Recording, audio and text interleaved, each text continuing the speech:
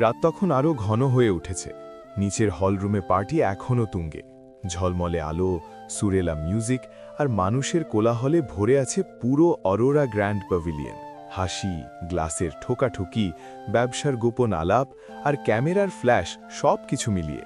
কিন্তু এই ঝলমলে পার্টির ভেতরেই চলছে আর একটা অদৃশ্য একটা লুকোচুরি। ঈশানী দ্রুত ভিড়ের মধ্যে দিয়ে হাঁটছে। তার চোখ চারদিকে ঘুরছে, কোনো মতে আরও যে লোকেরা যেন তাকে না দেখে, কেউ যেন তাকে না ধরে। সে দ্রুত হাঁটতে হাঁটতে একটা কর্নার ঘুরতেই হঠাৎ কারো সাথে ধাক্কা খায়। সে মাথা তুলে মুখ থেকে বিরক্তসূচক শব্দ বেরুবে তার আগেই চোখ বড় হয়ে গেল, কেননা সামনে দাঁড়িয়ে আছে জ্যাক, যে তীক্ষ্ণ দৃষ্টিতে তাকিয়ে আছে। ঈশানীর বুক ধক করে উঠল। 1 সেকেন্ডের জন্য সে স্থির হয়ে গেল। তারপর নিজের অজান্তেই হঠাৎ 2 হাত নেড়ে দ্রুত বলে ওঠে, আমি সানাকে চিনি না। সানা কোথায় আমি জানি না। আমি এখানে ওর সাথে আসিনি। আমি ওকে দেখিনি। আমি কিছুই জানি না। রমণীর ব্যবহারে জ্যাকের যা বুঝার সে বুঝে নিল। জ্যাক ধীরে ধীরে মাথা কাত করে ঠোঁটের কোণে অদ্ভুত হাসি ফুটিয়ে বলে, মিস ঈশানী শাহ, আমি তো আপনাকে কিছু জিজ্ঞেসই করিনি। ঈশানী মুহূর্তে থেমে গেল। তার মুখটা 1 সেকেন্ডের জন্য ফ্যাকাশে হয়ে গেল। নিজের ভুলের কারণে নিজেকে থাপড়াতে ইচ্ছা করছে। সে একটা ফাঁকা ঢোক গিলে তোতলাতে লাগে। মানে আমি এখানে ফ্যাশন শো দেখতে এসেছি। মানে আমি তো এখন ওয়ার্ল্ড ট্যুরে আছি। সে হাত নাড়িয়ে বলে, বিভিন্ন দেশের কালচার আর ইভেন্ট, ফ্যাশন ইভেন্ট এসব কভার করছি। জ্যাক হাত গুটিয়ে দাঁড়ায়, তার চোখে সন্দেহ স্পষ্ট। রিয়েলি? ঈশানী তাড়াতাড়ি বলে, হ্যাঁ, তুমি জিজ্ঞেস করবে ভেবেই আমি আগে বলে দিলাম। জ্যাক কয়েক সেকেন্ড তার দিকে তাকিয়ে রইল, তারপর ধীরে বলে, ইন্টারেস্টিং। ঈশানী বুঝল না তার এটা বলার মানে, তাই ভুরু কুচকে বলে, কি? কারণ আমি আসলে শুধু বলতে যাচ্ছিলাম আপনি আমার সামনে দাঁড়িয়ে আছেন। মুহূর্তে ঈশানী ওহ বলে সরে দাঁড়ায়। জ্যাক তার পাশ কাটিয়ে সামনে যেতে যেতে কানে থাকা ইয়ারপিসে বলে, বস, মনে হচ্ছে ম্যামের সাথে মিস ঈশানীও ছিল। এদিকে ঈশানী একটা স্বস্তির নিঃশ্বাস ছাড়ে। ঠিক তখনই সামনে থেকে আরেকজন এসে দাঁড়ায়। ঈশানীর পা থেমে গেল। সামনে দাঁড়ানো মানুষটাকে দেখে সে এক মুহূর্তের জন্য ভ্রু কুঁচকাল, কিন্তু লোকটা সে যেন স্থির হয়ে গেছে। তার চোখ বিস্ময়ে বড় হয়ে গেছে। সে বিশ্বাসই করতে পারছে না সামনে যাকে দেখছে তাকে এক পলক দেখার জন্য সে গত 6 বছর ছটপট করেছে। তার বুকের ভেতর যেন হঠাৎ ঝড় বয়ে গেল। আজ তার চোখের সামনে এখন সেই মেয়েটা দাঁড়িয়ে আছে ঈশানী, কিন্তু ঈশানী যেন ততটা গুরুত্ব দিল না। সে হালকা ভ্রু তুলে একটা ছোট্ট হাসি দেয়, বলে, ওহ হাই রৌনক। রৌনক স্থির হয়ে দাঁড়িয়ে আছে, তার চোখে এখনও অবিশ্বাস। ঈশানী ঘড়ির দিকে তাকিয়ে তড়িঘড়ি করে বলে, okay, I have to go. Raunak তাড়াতাড়ি বলে, ওয়েট ঈশানী। কিন্তু বিপরীতে রমণী থামল না। সে ভিড়ের মধ্যে ঢুকে গেল। কয়েক সেকেন্ডের মধ্যে সে মানুষের ভিড়ের মধ্যে মিলিয়ে গেল। রৌনক যেন এখনও বিশ্বাস করতে পারছে না। সে ধীরে ধীরে চারদিকে তাকাতে লাগল। ঈশানী? সে দ্রুত ভিড়ের মধ্যে হাঁটা শুরু করে। তার চোখ চারদিকে খুঁজছে, মনে হচ্ছে যেন হারিয়ে যাওয়া কিছু ফিরে পেয়েছে, আবার হারিয়ে ফেলেছে। ঠিক তখনই তার ফোন বেজে ওঠে। সে পকেট থেকে ফোন বের করে স্ক্রিনের দিকে তাকাতেই তার ভ্রু কুঁচকে গেল। কলটা কেটে দিতেই 2 সেকেন্ড পরে আবার ফোন বেজে উঠল। সে বিরক্ত হয়ে ফোনটা কানে তুলে, I will call you back. বিপক্ষে ব্যক্তিকে কিছু বলতে না দিয়ে সে কলটা কেটে দিল। ফোনটা আবার পকেটে ঢুকিয়ে তার চোখ আবার ভিড়ের মধ্যে খুঁজতে শুরু করে কাঙ্ক্ষিত রমণীকে। পার্টির এই ঝলমলে রাতের মধ্যেও সানার ভেতরটা সম্পূর্ণ ভেঙে পড়া এক নিঃশব্দ অন্ধকার। কিছুক্ষণ আগে থেকেই তার বুকের ভেতরটা যেন ভারী হয়ে উঠছিল। চারপাশের মানুষের হাসি, আলো, সুর সবকিছু তার কাছে অসহ্য লাগছিল। তাই সে ধীরে ধীরে ভিড় এড়িয়ে সোজা চলে আসে প্যাভিলিয়নের বিলাসবহুল ওয়াশরুমের দিকে। সানা বাথরুমে ঢুকে দরজাটা ভেতর থেকে বন্ধ করে দেয়। দরজায় পিঠ ঠেকিয়ে কিছুক্ষণ দাঁড়িয়ে থাকে সে। তার বুকটা যেন খুব জোরে ওঠানামা করছে। একটা দীর্ঘ নিঃশ্বাস ছেড়ে তারপর ধীরে ধীরে সামনে এগিয়ে বেসিনের সামনে দাঁড়ায়। তার চোখ দুটো লালচে হয়ে আছে। মাথার ভেতর বারবার ঘুরে বেড়াচ্ছে আর যে বলা কথাগুলো। রমণী ধীরে ধীরে বেসিনের সামনে এসে দাঁড়ায়, মাথাটা নিচু করে হাত দুটো শক্ত করে বেসিনের ধারে রাখা। আর তখনই ভেতরে জমে থাকা সেই অনুভূতিগুলো হঠাৎ করে ঝড়ের মতো উঠে আসে।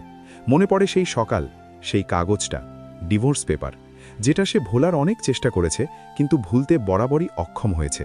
তবে সে বিশ্বাস করছিল আর যে সাইন করবে না। এটা মনে পড়তেই সানার বুকের ভেতরটা যেন আবার ছিঁড়ে যায়। সে হঠাৎ করে 2 হাত দিয়ে নিজের মুখ চেপে ধরে। ভেতরের যন্ত্রণাগুলো বেরিয়ে আসতে চাইছে, কিন্তু সে মুড়িয়া হয়ে সেটা আটকাতে চাইছে। নিজেকে মনে মনে বোঝায়, না না, এখানে না। তার হাত কাঁপছে। কিছুক্ষণের নিঃশব্দ লড়াই। তারপর সে তাড়াতাড়ি বেসিনের কল খুলে মুখে পানি ছিটিয়ে ধীরে ধীরে মাথা তোলে। ঠান্ডা পানির ফোঁটা তার গাল বেয়ে গড়িয়ে পড়ছে। সে গভীর শ্বাস নিয়ে নিজেকে সামলে নিতে চায়। এই পার্টিতে আসার সিদ্ধান্তটাই ভুল ছিল, এখন সেটা আরও স্পষ্ট লাগছে। সে চোখ তুলে আয়নার দিকে তাকায়, আর ঠিক তখনই তার বুকের ভেতরটা ধক করে ওঠে। কেননা আয়নায় তার নিজের প্রতিচ্ছবির ঠিক পিছনে দাঁড়িয়ে আছে এক মানব, 2 হাত বুকে আড়াআড়িভাবে বেঁধে রাখা, তীক্ষ্ণ দৃষ্টিতে তাকিয়ে আছে আরজে। সানার আঙুলগুলো বেসিনের ধারে শক্ত হয়ে যায়। এক মুহূর্তের জন্য তার মনে হয় শরীরটা জমে গেছে, কিন্তু পরের মুহূর্তেই সে দ্রুত নিজের ভেতরের সব অস্থিরতা চাপা দিতে চেষ্টা করে।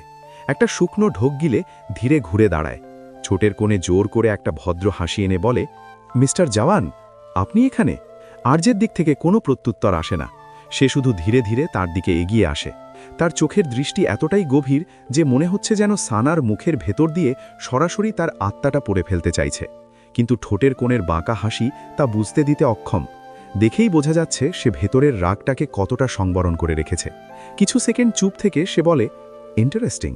সানা বুঝল না তার কথার মানে, তাই সে ভ্রু কুঁচকে তাকায়। আর যে ফের বলে, আমি ভাবছিলাম হয়তো চোখ ভুল দেখছে। সে আরও এক পা এগিয়ে আসে রমণীর দিকে, ঠান্ডা স্বরে আওড়ায়, কিন্তু এখন কাছে এসে দেখছি ভুল না। সানা আরেকটু পিছনে গিয়ে স্বাভাবিক গলায় বলে, আমি বুঝতে পারছি না আপনি কি বলতে চাইছেন। আর যে হালকা হেসে ঘাড় কাঁধ করে তার পা থেকে মাথা পর্যন্ত তীক্ষ্ণ দৃষ্টিতে পর্যবেক্ষণ করে বলে, হাউ ইজ দিস পসিবল? আপনি আর আমার ওয়াইফ, সরি এক্স ওয়াইফ, কিভাবে এতটা একরকম হতে পারেন? আরজের মুখ থেকে এই এক্স ওয়াইফ শব্দটা শোনা মাত্রই সানার মনে হলো যেন কেউ বুকের ভেতর ছুরি ঘুরিয়ে দিল। তবুও সে মুখে তার ছিটে ফোঁটাও প্রকাশ হতে দেয় না, শুধু নিষ্প্রভ দৃষ্টিতে তাকিয়ে আছে। আর যে এবার হাত বাড়িয়ে রমণীর পেলব গালে বোলায়। সাথে সাথে সানা তার হাতটা সরানোর আগেই আর যে 2 হাতে তার গাল চেপে ধরে ঠোঁটে হাসি টেনে বলে, ঠিক আমার ওয়াইফের মতো। সানা দ্রুত তার হাত সরিয়ে দেয়, কিন্তু বিপরীত পাশের মানব থামে না। সে এবার তার নাক, গলা, চোখে হাত রেখে বারবার বলছে, একদম সেম, এই চোখ, এই ঠোঁট। রমণী বিরক্ত হয়ে এক ঝটকায় তার হাত সরিয়ে শক্ত কণ্ঠে শুধালো, মিস্টার জওয়ান প্লিজ। কিন্তু আর যে যেন শুনছেই না, সে যেন এসব কাজে আরও বেশি আনন্দ পাচ্ছে। আর যে আবারও সানাকে একটানে নিজের কাছে নিয়ে এসে তার কেশবে মুখ ডুবিয়ে দিল। মুহূর্তে সেই কাঁচা গোলাপের সুদাস পৌঁছে গেল তার নাসারন্ধ্র বেদ করে। সানা তড়ি ঘড়ি করে সরে গেল, আর যে তার দিকে ঝুঁকে ফিসফিস করে, সেম স্মেল। সানা আবারও তাকে হাত দিয়ে সরিয়ে দেয়, নিজেকে শক্ত করে বলে, পৃথিবীতে একরকম দেখতে 7 জন মানুষ থাকে, হয়তো সেটা আপনি ভুলে গিয়েছেন। আচ্ছা তাই নাকি? মনে হচ্ছে আপনি সিনেমা একটু বেশি দেখেন। সানার তরফ থেকে কোনো শব্দ এলো না, কিন্তু ভেতরে তার হৃৎস্পন্দন এত দ্রুত চলছে যেন বুক ফেটে বেরিয়ে আসবে। আর যে আবারও বিভিন্ন প্রশ্ন করতে থাকে, পুরনো স্মৃতির কথা বলতে থাকে, আর সানা বারবার সেগুলো এড়িয়ে যায়। কিন্তু তার কণ্ঠে সামান্য নার্ভাসনেস স্পষ্ট। সে ধীরে ধীরে পিছিয়ে যেতে থাকে। একসময় তার পিঠ বেসিনে ঠেকে যায়, আর যে এখন একদম কাছে, এতটা যে তার প্রতিটা গরম নিঃশ্বাস সানার মুখে লাগছে। সানা চারদিকে তাকিয়ে বেরিয়ে যাওয়ার পথ খুঁজছে। ঠিক তখনই তার কানে আসে পুরুষালী ভারী কণ্ঠস্বর, মিসেস জওয়ান। মুহূর্তে সানা চোখ তুলে তার দিকে তাকায়, সাথে সাথে আর যে ঠোঁট বাঁকিয়ে বলে, sorry miss Khanam, let me check one more thing. আমার ওয়াইফের বাম কাঁধে একটা তিল ছিল। সানার বুক ধক করে ওঠে, তার চোখ স্থির হয়ে যায় আরজের ওপর। আর যে ফের বলে, আমি সেটা দেখতে চাই। সানা তৎক্ষণাৎ নিষেধ করে দিল, নো মিস্টার জওয়ান। কিন্তু আর যে তার একটা কথাও শুনল না। সে অনুমতির তোয়াক্কা না করে একটানে তার ড্রেসের ওপরে কোট খুলে ফেলে। সানার পোশাকটা অফ শোল্ডার হওয়ার দরুন তার উন্মুক্ত কাঁধ পরিষ্কার দেখা যাচ্ছে। আর যে ঝুঁকে পড়ে সেখানে, মন দিয়ে খুঁজতে থাকে, কিন্তু নজরে আসে সেখানে কোনো তিলের চিহ্ন নেই। মুহূর্তে তার চোয়াল শক্ত হয়ে যায়, এখানেই তো ছিল। সে আবার তাকায়, চোখ প্রায় উন্মত্তের মতো খুঁজতে থাকে, যেন কোনো গুরুত্বপূর্ণ কিছু সে হারিয়ে ফেলেছে। বারবার বলছে, কোথায়? এখানেই ছিল, আই নো। সানার আর সহ্য করতে পারল না। সে কখন থেকে আরজেকে বলছে, কিন্তু তার কানে যেন ঢুকছেই না। সে এবার 2 হাতে জোরে ধাক্কা দিয়ে বলে, stop it mister Jawan, are you crazy? Sana বড় বড় শ্বাস ফেলে। অন্যদিকে আরজে 2 কদম পিছিয়ে যায়, কিন্তু পরের মুহূর্তেই আবার এগিয়ে আসে। হঠাৎ একটানে সানাকে টেনে বেসিনের পাশের খালি জায়গাটায় বসিয়ে কোনো রকম আগমনী বার্তা না দিয়েই তার অধর দুটো শক্ত করে চেপে ধরে। সানা হতভম্ব।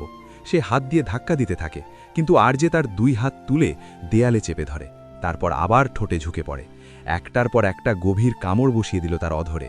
বিপরীতে রমণী কিয়ৎকাল পর শান্ত হয়ে আসে, আর যে ধীরে তাকে ছেড়ে দিয়ে তার চোখের দিকে তাকায়। নজরে আসে সানা অগ্নি দৃষ্টিতে তাকিয়ে আছে তার দিকে। আর যে ঠোঁটের কোণে বাঁকা হাসি ফুটে ওঠে, তার কানের কাছে মুখ নিয়ে নেশালো কণ্ঠে ফিসফিসায়, লিপ টেস্ট। ও সেম। তারপর সে সানার হাত ছেড়ে দেয়। মুহূর্তের মধ্যেই সানা তাকে নিজের সর্বশক্তি দিয়ে ধাক্কা মেরে সরিয়ে এক দৌড়ে দরজা খুলে বেরিয়ে যায়। তার পদক্ষেপ দ্রুত, প্রায় পালানোর মতো। করিডোরের আলো রমণীর মুখে পড়লে বোঝা যায় তার বুক ওঠানামা করছে দ্রুত শ্বাসে। আর যে কিছুক্ষণ একই জায়গায় দাঁড়িয়ে থাকে, বাথরুমের নিস্তব্ধতার ভেতর শুধু পানির টুপটাপ শব্দ। তারপর সে ধীরে ধীরে মাথা তুলে দরজার দিকে তাকায়, যেদিক দিয়ে সানা বেরিয়ে গেছে। হঠাৎ করেই তার ঠোঁটের কোণে একটা অদ্ভুত তৃপ্তির হাসি ফুটে ওঠে। হাত বাড়িয়ে নিজের ঠোঁট মুছে পরের মুহূর্তেই সেই হাসি বড় হতে হতে একসময় অট্ট হাসিতে পরিণত হয়। তার হাসির শব্দ যেন পুরো বাথরুমে প্রতিধ্বনি হয়ে ফিরে আসে। কয়েক সেকেন্ড পর সে নিজেই ধীরে ধীরে হাসি থামায়। তার চোখে তখন এক অদ্ভুত ঝলক, একটা ভয়ঙ্কর নিশ্চয়তা। ফিসফিস করে আওড়ায়, তুমি তার থেকে পালাতে চাইছ যার কাছে অন্ধকারে তোমার ছায়াটা পর্যন্ত চিরচেনা। আর যে ধীরে ধীরে বেসিনের কাছে গিয়ে দাঁড়ায়, তার আঙুল গিয়ে হালকা করে স্পর্শ করে সেই জায়গাটা যেখানে কয়েক মুহূর্ত আগে সানা বসেছিল। তার ঠোঁটে আবার সেই রহস্যময় হাসি। মাই লাভ, তোমার প্রতিটি নিঃশ্বাস, প্রতিটি মুহূর্ত এখনও আমার অন্ধকারের বন্দী। আর যে আয়নার দিকে তাকায়, নিজের প্রতিচ্ছবির দিকে তীক্ষ্ণ দৃষ্টিতে তাকিয়ে ফিসফিস করে, there's one thing you are forgetting. মানুষ পৃথিবীর সবার কাছ থেকে লুকাতে পারে, কিন্তু যার সাথে তার আত্মা জড়িয়ে থাকে তার কাছ থেকে কখনো না। আমি সেই অন্ধকার পথ যার একমাত্র যাত্রী তুমি। আমি সেই গন্তব্য যেখানে শেষ পর্যন্ত তুমি শুধু আমার। ফ্যাশন শো তখন জমে উঠেছে। আলো, সঙ্গীত আর মানুষের ভিড়ে পুরো অরোরা গ্র্যান্ড প্যাভিলিয়ন যেন এক অদ্ভুত উত্তেজনায় ভাসছে। কিন্তু এই ঝলমলে পরিবেশের আড়ালেই কয়েকজন মানুষের জন্য রাতটা হয়ে উঠেছে ধাওয়া আর লুকোচুরির। এসপি দ্রুত ভিড়ের মধ্যে দিয়ে সরে যাওয়ার চেষ্টা করছে। উদ্দেশ্য, একটা সুযোগ পেলেই নিজের রুমে গিয়ে দরজা দিয়ে বসবে যে আর 7 দিন পর বেরোবে। কিন্তু সেই সুযোগটাই মিলছে না যেন। সব দিকে আর্যের গার্ড, তার চোখ দুটো বারবার চারদিকে ঘুরছে। ঠিক তখনই সামনে এসে দাঁড়ায় কাইলিন। এসপি থমকে গেল। মুহূর্তের মধ্যে তার মাথা কাজ করতে শুরু করে। কাইলিনের চোখ তখন তার মুখের দিকে উঠার আগেই এসপি পাশের টেবিল থেকে দ্রুত একটা টিস্যুর গোছা তুলে নিল। 1 সেকেন্ডের মধ্যে সে টিস্যু দিয়ে নিজের পুরো মুখ ঢেকে ফেলল। কাইলিন থমকে ভ্রু কুঁচকে তাকালো তার দিকে। সে একটু এগিয়ে এসে বলে, এক্সকিউজ মি। এসপি তৎক্ষণাৎ মুখটা অন্যদিকে ঘুরিয়ে নিল। তার এমন ব্যবহারে কাইলিনের চোখে সন্দেহ বাড়ছে। সে ধীরে ধীরে এসপির চারপাশে হাঁটা শুরু করে। একবার ডান দিক থেকে দেখছে, একবার বাম দিক থেকে। মনে হচ্ছে যেন সে কারো সাথে মিল খুঁজছে। সে চোখ সরু করে তাকিয়ে বলে, strange, I don't know why, but you look very familiar. এসপির মস্তিষ্কে দ্রুত দুষ্টবুদ্ধি এসে হানা দিল। সে গলা খাঁকারি দিয়ে তারপর গলাটা ইচ্ছে করে একটু ভাঙা করে বলে, হ্যাঁ, আমাদের তো আগে দেখা হয়েছিল। রিয়েলি? হ্যাঁ, 4 রাস্তার মোড়ে। কাইলিন একদম থেমে গেল। তার মুখে স্পষ্ট বিস্ময়। সে ভ্রুকুঁচকে বলে, 4 রাস্তার মোড়? এসপি টিস্যুগুলোকে আরও চেপে ধরে তড়িঘড়ি করে বলে, আরে আপনি ভুলে গেছেন, আপনি তখন লাল জ্যাকেট করেছিলেন। আমি তো লাইফেও লাল জ্যাকেট পরিনি। এসপি তাড়াতাড়ি প্রত্যুত্তর করে, না না, আপনি ভেবে দেখুন। কাইলিন এখন সত্যিই ভাবতে শুরু করেছে। তার চোখ ওপরে উঠিল, কিন্তু কোনো মতেই তার মনে পড়ছে না সে এ জন্মে লাল জ্যাকেট পরেছে বলে। হঠাৎ তার মস্তিষ্ক সতর্ক হয়ে ওঠে। মনে মনে প্রশ্ন জাগে, চায়নার পার্টিতে বাংলা কিভাবে বলছে এই ছেলে? ঠিক তখনই এসপি সুযোগটা লুফে নিল। সে ধীরে ধীরে পিছিয়ে যেতে লাগে, আর ঠিক ভিড়ের মধ্যে ঢোকার আগে হঠাৎ চিৎকার করে বলে, ভাব চাইনিজ সান্ডা, ভাব। তারপর 1 সেকেন্ডে ভিড়ের মধ্যে মিলিয়ে গেল। ততক্ষণে কাইলিনের বিভ্রম কেটে গেছে। মুখ থেকে নিঃসৃত হয় বিরক্তিকর শব্দ, ও শেট, এই পুচকে ছেলেটা আমাকে আবার ঘোল খাইয়ে দিল। সে চারদিকে তাকিয়ে এসপিকে খুঁজতে শুরু করে দিল, কিন্তু ততক্ষণে এসপি উধাও। তার মাথায় দ্রুত একটা চিন্তা ঢুকে গেল, যদি বস জানতে পারে আমি তাকে সামনে পেয়েও গুলি করতে পারিনি, তাহলে বস আমাকে নিজেই গুলি করবে। সে দ্রুত মাথা নাড়িয়ে ভিড়ের মধ্যে ঢুকে পড়ল। তার চোখ এখন শিকারীর মতো চারদিকে ঘুরছে। একটাই লক্ষ্য, এসপিকে খুঁজে বের করা আর সাথে সাথে গুলি মেরে দেওয়া। সমস্ত পার্টি থেকে ভেনিউর একপাশে কাঁচ দিয়ে আলাদা করা ভিআইপি লাউঞ্জে পরিবেশটা অনেকটা ভিন্ন। নরম আলোয় সাজানো সেই ভিআইপি বারে বড় একটা লেদার সোফা জুড়ে বসে আছে আরজে। সে একেবারে আরাম করে পায়ের ওপর পা তুলে বসে আছে। এক হাত সোফার পেছনে ছড়ানো, অন্য হাতে গ্লাস। তার ঠোঁটের কোণে অদ্ভুত এক বাঁকা হাসি, যেন পুরো পার্টির মালিক সেই। তার সামনে আর একটা সোফায় বসে আছে মিসেস দিলরুবা খানম। তার মুখের অভিব্যক্তি পরিষ্কার বিরক্তি আর অস্বস্তির মিশ্রণ, কিন্তু চোখে ঠান্ডা ধারালো দৃষ্টি। এতক্ষণ আরও অনেকে ছিল, তারা সবাই একে একে চলে গেছে। তিনি গ্লাসটা টেবিলে নামিয়ে রেখে ধীরে বললেন, আরজে, আমি সরাসরি কথায় আসতে চাই। বিপরীত পাশের মানবকিকে আসে রুক্ষ কণ্ঠস্বর। আমি ঘুরিয়ে পেঁচিয়ে কথা শুনতে পছন্দ করি না। তুমি জানো, জাইফেরার নতুন প্রজেক্টগুলো এখন খুব সেন্সিটিভ স্টেজে আছে। দক্ষিণ এশিয়া থেকে শুরু করে ইউরোপ পর্যন্ত আমাদের কয়েকটা রুট খুলতে যাচ্ছে। আর যে গ্লাসে হালকা করে ওয়াইন ঘোরাতে ঘোরাতে বলে, আই নো। মিসেস খানম চোখ সরু করে বলেন, তাহলে এটাও জানো, এই রুটগুলো একেবারে পরিষ্কার ব্যবসা নয়। আর যে হালকা হেসে আওড়ায়, মিসেস খানম, এই পৃথিবীতে বড় ব্যবসা কখনোই পুরো পরিষ্কার হয় না। আমাদের কনসাইনমেন্টগুলো খুব সেন্সিটিভ। অস্ত্র, বিরল খনিজ আর কিছু মেডিকেল কেমিক্যাল যেগুলো সরকারিভাবে ট্র্যাক করা যায় না। আর যে মাথা একটু কাত করে তার দিকে তীক্ষ্ণ দৃষ্টি নিক্ষেপ করে বলে, সোজা ভাষায় বললে ব্ল্যাক মার্কেট। তুমি যেভাবেই বলো, কিন্তু এই ডিলগুলোতে তোমার নেটওয়ার্ক দরকার। আর যে গ্লাসটা টেবিলে রেখে সামনে ঝুঁকল, সেটা না হয় হবে, কিন্তু আপনার আসল বিজনেসের ব্যাপারে বলেন। আরজের মুখে এমন বাক্য শুনে তার কপালে ভাঁজ পড়ে। তিনি বুঝলেন না তার কথার মানে, তাই ধরা গলায় প্রশ্ন করেন, আসল বিজনেস মানে? মানুষের বউ চুরি? কি বলতে চাইছো তুমি? পরিষ্কার করে বলো। আমি বলতে চাইছি second mother in law. Oops, Mrs Dilruba Khanam আজ পর্যন্ত কজনের বউ চুরি করেছেন? মুহূর্তে তার চোয়াল শক্ত হয়ে যায়। নিজের হাত মুষ্টিবদ্ধ করে বলে, ভদ্রভাবে কথা বলো আরজে। শুনেহ না আমার মেয়ে, তুমি সেলিব্রিটি হতে পারো, মাফিয়া হতে পারে, কিন্তু আরজে তাকে মাঝপথে থামিয়ে শক্ত কণ্ঠে বুলি ছোড়ে, কিন্তু আমি কারো বউ চুরি করতে পারি না। আপনারা সব কটা মিলে আমার নির্দোষ বউটাকে লুকিয়ে রেখেছেন, তার মধ্যে একটা 12 ভাতারি। শালাকে একবার খুঁজে পাই, চায়নার মাটিতেই গেড়ে রেখে যাব। তারপর হঠাৎ সে গম্ভীর হয়ে যায়, সামনে ঝুঁকে হিসিয়ে বলে, কিন্তু আপনি একটা কথা মনে রাখবেন, আপনার বিজনেসের অনেক ডার্টি সিক্রেট আমি জানি। দিলরুবা খানমের চোখ সরু হয়ে আসে। আর যে ফের বলে, আপনার কনসাইনমেন্ট কোথায় যায়, কার কাছে যায়, কোন পোর্ট দিয়ে ঢোকে, সব। তাই আমাকে মিথ্যা বলার আগে একটু ভেবে নেবেন। তুমি কি আমাকে থ্রেট দিচ্ছ? না, শুধু মনে করিয়ে দিচ্ছি আমাদের ডিলটা সমান সমান। আরেকটা কথা, আপনি যদি ভাবেন আমার বউকে আপনি আমার কাছ থেকে লুকিয়ে রাখতে পারবেন, আর যে উঠে দাঁড়িয়ে নিজের কোট ঠিক করে মিসেস দিলরুবা খানমকে একটা বাঁকা হাসি উপহার দিয়ে বলে, তাহলে আপনি আরজেকে এখনও ঠিকমতো চিনতে পারেননি। মুহূর্তে মিসেস দিলরুবা খানমের মুখটায় অন্ধকারে নেমে এলো। তিনি নিজের দন্তপাটি চেপে বাক্যটুকু হজম করে নিয়ে মুখ খুলে কিছু বলার পূর্বেই আর যে কোনো দিকে না তাকিয়ে সে চলে গেল। আর যে যাবার পেছনে দিয়ে কিছুটা দূরে দাঁড়িয়ে থাকা এসপি ঘাড় কাত করে তাকায় পেছনের দিকে।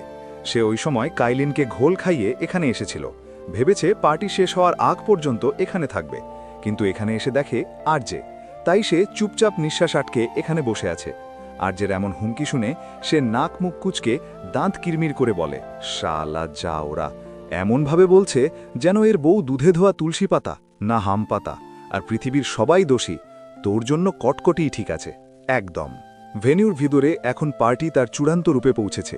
ঝাড়বাতির সোনালি আলো, চারদিকে নরম নীল আর বেগুনি লাইটের মিশ্রণ, মিউজিকের তালে তালে মানুষজনের হাসি, সব মিলিয়ে যেন এক ঝলমলে পৃথিবী। কিন্তু সেই ঝলমলের মাঝেও একটা মানুষ ভীষণ একা। হলের এক কোণে দাঁড়িয়ে আছে সানা। সে চুপচাপ দাঁড়িয়ে চারদিকে বারবার তাকাচ্ছে। তার চোখ এসপি ও ঈশানীকে খুঁজছে। সে ডান পাশের ভিআইপি টেবিল, বার কাউন্টার, ডান্স ফ্লোর সবখানে চোখ বুলিয়ে ফেলল, কিন্তু কোথাও ঈশানী নেই। তার বুকের ভেতর অদ্ভুত একটা অস্বস্তি জমতে লাগল। মনে মনে দাঁত চেপে বলে, কোথায় গেল ওরা? এই সময় গায়েব হয়ে গেল কেন? আমাকে এখানে একা রেখে সবগুলো সরে পড়েছে। একটা তিক্ত হাসি ফুটে উঠল তার ঠোঁটে। চারপাশে এত আলো, এত মানুষ, এত শব্দ, তবুও তার মনে হচ্ছে সে একদম একা দাঁড়িয়ে আছে এই বিশাল পৃথিবীতে। তার মাথায় এখনও ঘুরছে সেই মুহূর্তটা, ভুল মানুষকে গিয়ে টেনে আলাদা করা। নিজের আচরণটাই তার কাছে অদ্ভুত লাগছে। মনে মনে বলে, এসব কি হচ্ছে আমার সাথে? ঠিক তখনই হঠাৎ একটা শক্ত পুরুষালী হাত তার কোমর চেপে ধরল। মুহূর্তের মধ্যে তাকে টেনে নিয়ে গেল নিজের বুকের সাথে। সবকিছু এত দ্রুত ঘটল যে সানা 1 সেকেন্ডের জন্যও বুঝতে পারল না কি হচ্ছে। তার শরীর শক্ত হয়ে গেল, আর পরের মুহূর্তেই তার নাকে এসে ধাক্কা খেল একটা খুব চেনা, একটা গভীর, উষ্ণ, পরিচিত গন্ধ, যেটা সে হাজার মানুষের ভিড়েও চিনে নিতে পারে। কড়া কফি ও ভ্যানিলার স্মেল। সাথে তার কানের কাছে ভেসে এলো সেই ভারী পুরুষালী কণ্ঠ, মিসেস জাওয়ান। আপনি কি অন্য কাউকে ভেবেছিলেন? সানার গলা শুকিয়ে গেল।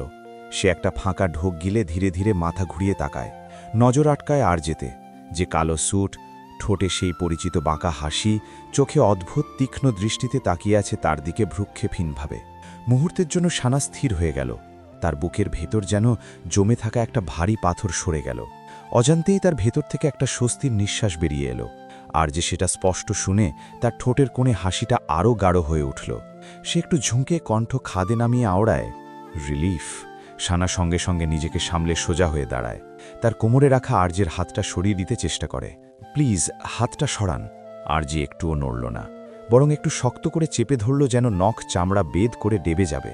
রমণী ব্যথায় কুঁকড়ে ওঠে।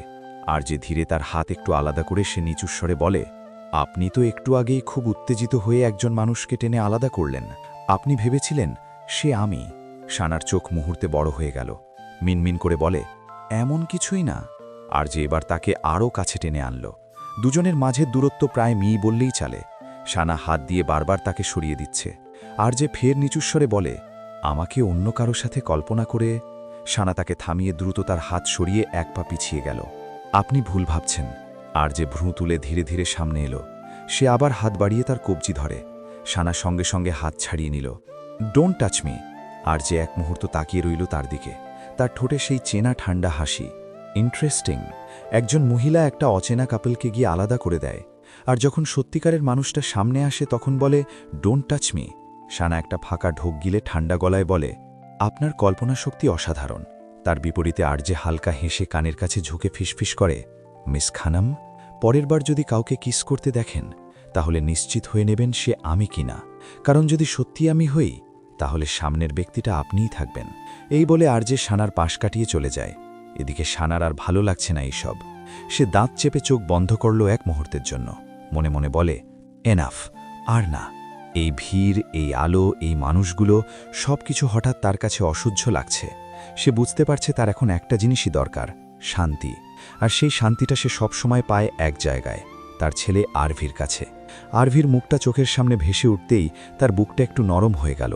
ওর সাথে একটু সময় কাটালে হয়তো মাথাটা শান্ত হবে। একটা দীর্ঘ নিঃশ্বাস ছেড়ে তারপর আর এক মুহূর্ত সেখানে দাঁড়ালো না। পার্টির আলো, শব্দ, মানুষ সব পিছনে ফেলে দ্রুত হাঁটা শুরু করল। লম্বা করিডোর পেরিয়ে সে লিফটের দিকে এগিয়ে গেল। সানা ধীরে ধীরে করিডোর দিয়ে হেঁটে এসে থামে তার রুমের সামনে। সে ব্যাগ থেকে কার্ড বের করে দরজার লক খুলে সানা দ্রুত ভেতরে ঢুকে পড়ল। তারপর দরজাটা বন্ধ করে দিল। পরের মুহূর্তেই তার বুক থেকে যেন একটা ভার নেমে গেল। সে গভীর একটা স্বস্তির নিঃশ্বাস ছাড়ল। উফ, মনে হলো যেন অবশেষে একটু শান্তি পেল। সে ধীরে ধীরে ঘুরে সামনে তাকায়, আর ঠিক তখনই তার শরীরটা যেন জমে গেল। তার চোখ বিস্ময়ে বড় হয়ে উঠল, কেননা রুমের ভেতরে সে একা নয়। সামনের সোফায় কেউ বসে আছে। অন্ধকার আর মৃদু আলোয় সেই ব্যক্তির মুখ স্পষ্ট দেখা যাচ্ছে। আর তাকে দেখেই সানার চোখ বিস্ময়ে স্থির হয়ে গেল। তার ঠোঁট থেকে প্রায় ফিসফিস করে বেরিয়ে এলো, আপনি।